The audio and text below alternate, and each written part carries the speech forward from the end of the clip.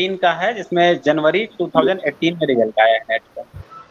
जी जी, ठीक है। ये बताइए कि आपने कोई सेमिनार अटेंड किए है आज तक कभी? नहीं सर। नहीं किए। तो आपका कोई शोध पत्र प्रकाशित हुआ है कभी? नहीं सर। कि आपने प्रयास किया इसके लिए कभी? नहीं सर, मैंने प्रयास नहीं किया इसके लिए। क्यों नहीं किया? अगर एकेडमिक एक्सीलेंस की बात आती है तो इन दोनों का बात तो उठती है। जी इसके लिए सर। प्रयास तो आपको करना चाहिए। हाँ सर, मैं प्रयास करना चाह रहा था, लेकिन मैं अभी कुछ दिनों से सिविल सर्विसेज की प्रिपरेशन में लगा हुआ था, तो मैं अब इस ओर ध्यान देने की सोच रहा हूँ। ठीक है। तो ये बताइए, जिस पद पर आपका आवेदन हुआ है, जिसके लिए इंटरव्यू हो रहा है, उसके जी लिए यूजीसी की मानक क्या है? क्या आप जानते हैं इसके बारे में? सर, मैं यूजीसी के मानक के बारे में बहुत ज़्यादा तो नहीं जानता, बस मैं इतना हम्म, जानता हूँ कि नेट जेआरएफ क्वालिफाई होना चाहिए अगर आपको डिग्री कॉलेज के लिए आवेदन आपने किया है महाविद्यालय में ठीक पढ़ाने है। के लिए। हम्म, और मैं और जो इसके कंडीशन है। कुछ अपवाद भी है। इसके कुछ अपवाद भी है, अगर कोई नेट नहीं है तो दूसरी स्थितियां भी है कि चयन ले सकता है। हाँ सर, अपवाद है इसके, जैसे हर हम्म, किसी का अपवाद होता है तो इसके भी हैं कि इसका गलत फायदा उठाया जा सकता है। नहीं, मैं गलत फायदे की बात नहीं कर रहा हूँ। जी अगर कोई व्यक्ति पीएचडी डिग्री अवार्ड है तो क्या वो अप्लाई जी। कर सकता है? हाँ सर, पीएचडी डिग्री अगर उसकी कंप्लीट है तो अप्लाई बिल्कुल कर सकता है वो, क्योंकि मतलब अगर इसमें कोई अवधि की सीमा तो नहीं है कि किस वर्ष तक का पीएचडी होना चाहिए, ऐसा तो नहीं है कुछ?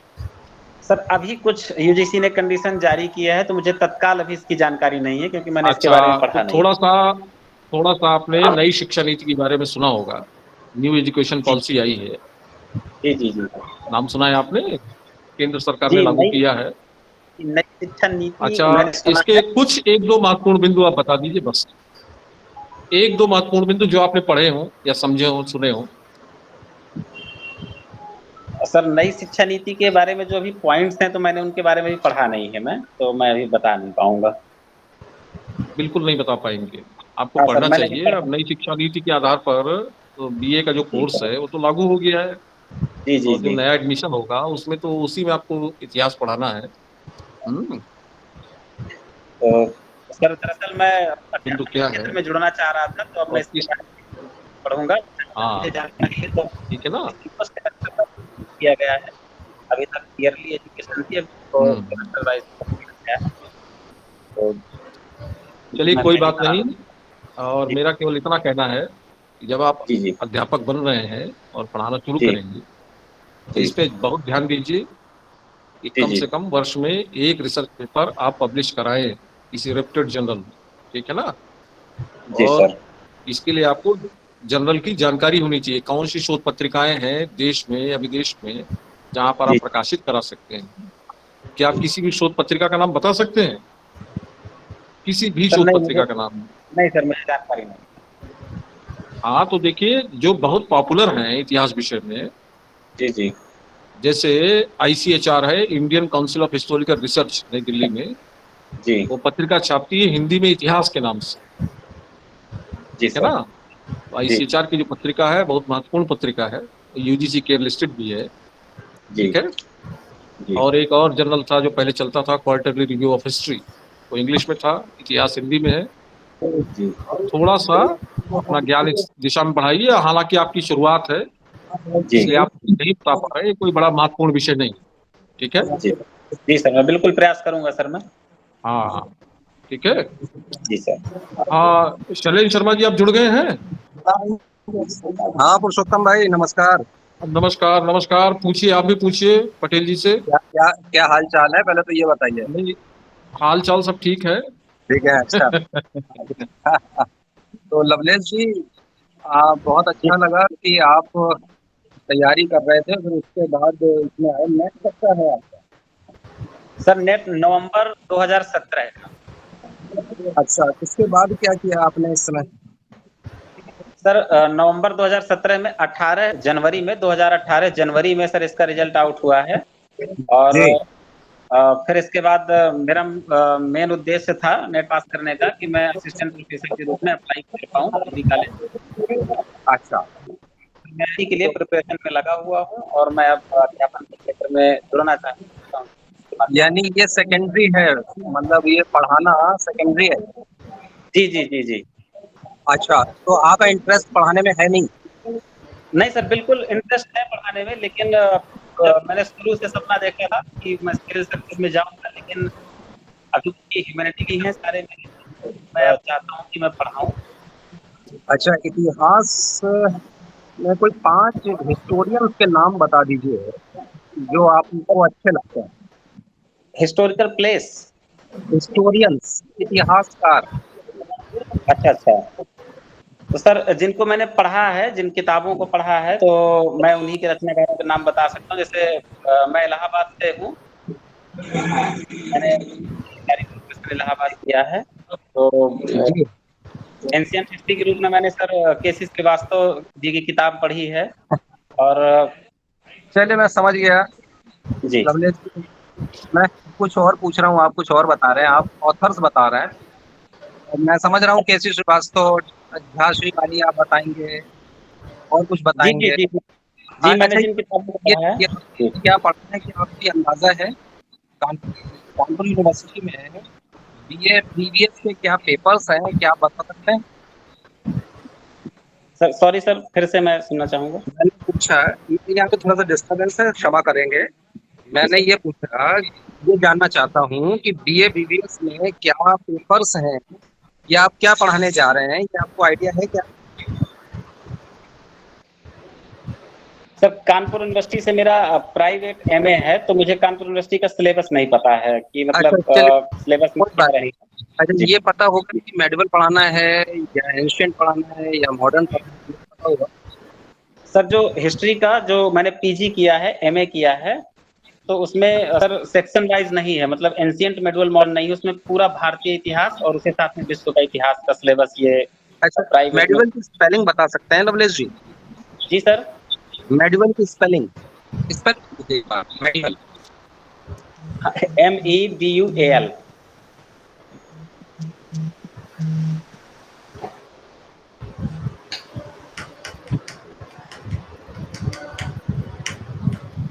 फिर एक बार इसको देख लेंगे तो बेहतर होगा। तो चलिए, समझ लिया हम लोगों ने, आपके लिए शुभकामनाएं।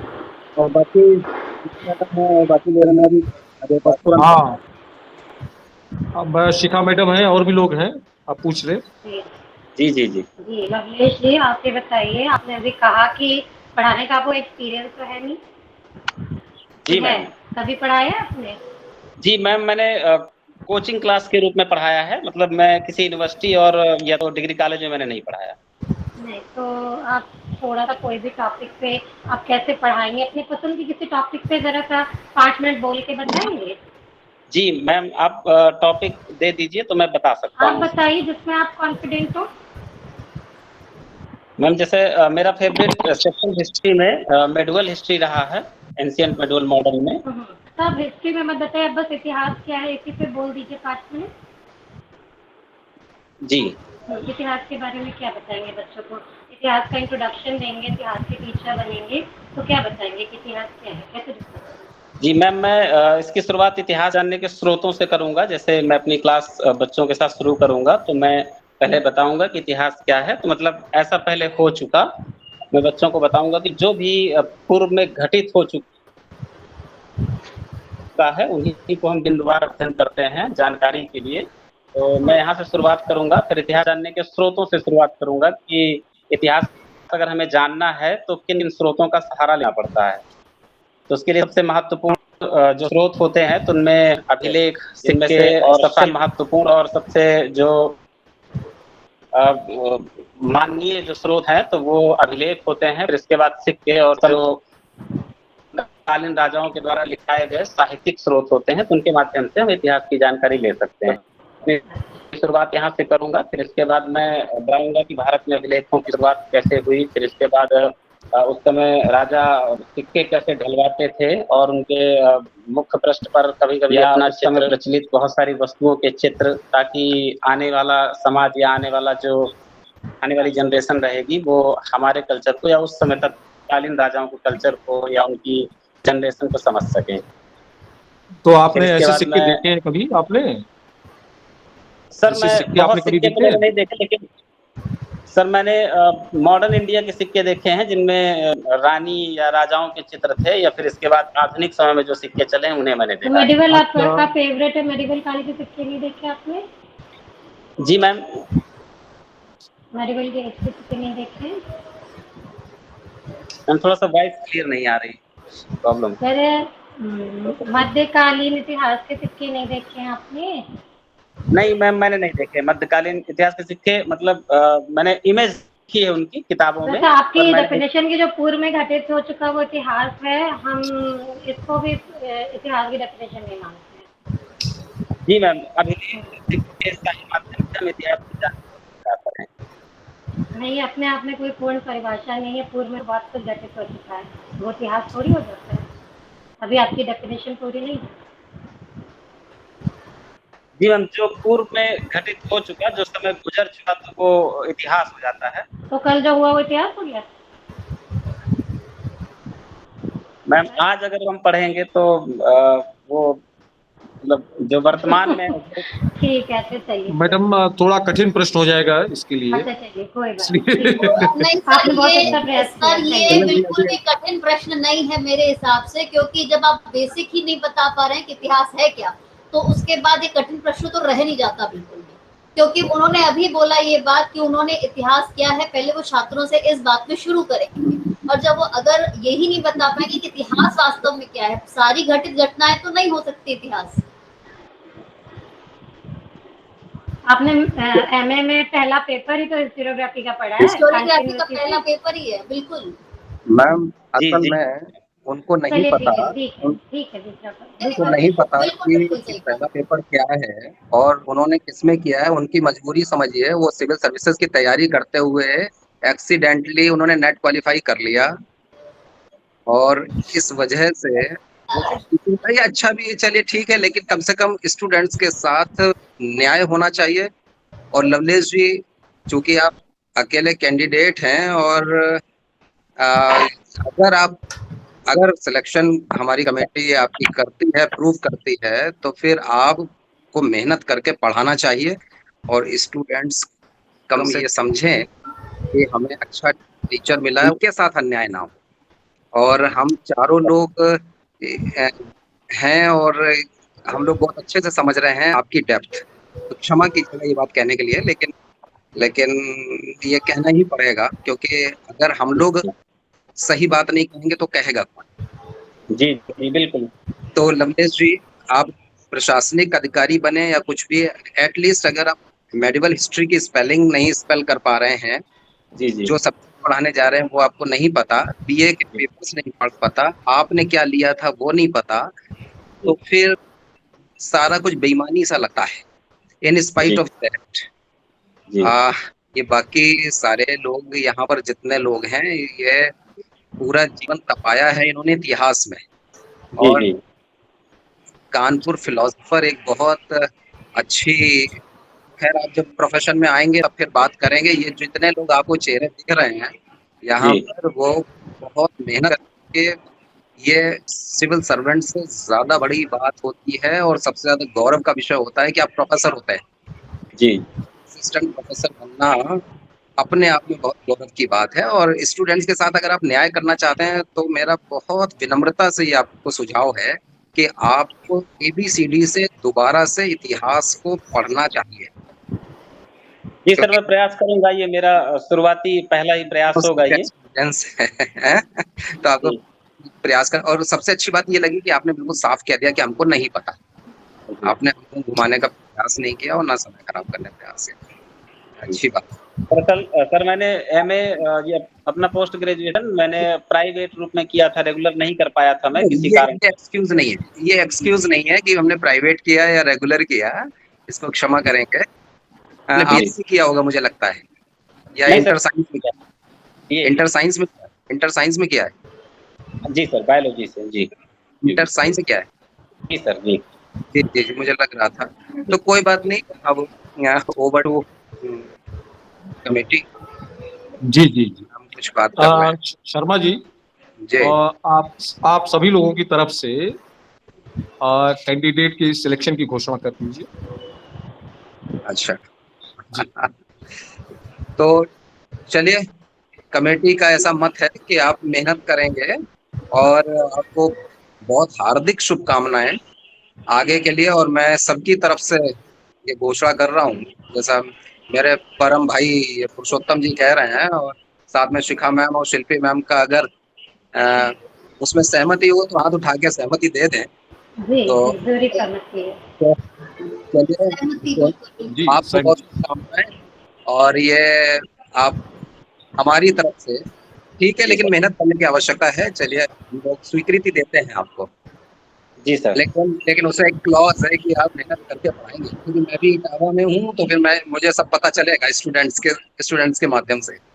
नहीं सर, इसमें धोखे जैसी कोई बात नहीं। जो चीज मुझे नहीं पता होगी तो मैं उसको सीखने का प्रयास करूंगा। हाँ, सीखे बिल्कुल सीखे बिल्कुल ऐसा ही बिल्कुल होना तैयारी के साथ जाइए क्लास में। तो आपको बहुत बधाई, बहुत शुभकामनाएं।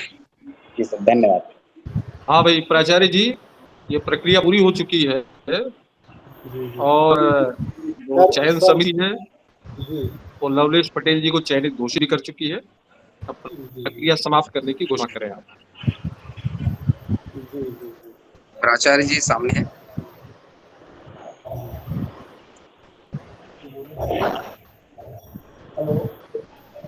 आदरणीय प्राचार्य जी बोले। हाँ हाँ सर, वो समाप्त करने की आपको घोषणा बधाई, करता हूँ। आपके द्वारा चयनित, जो आपके द्वारा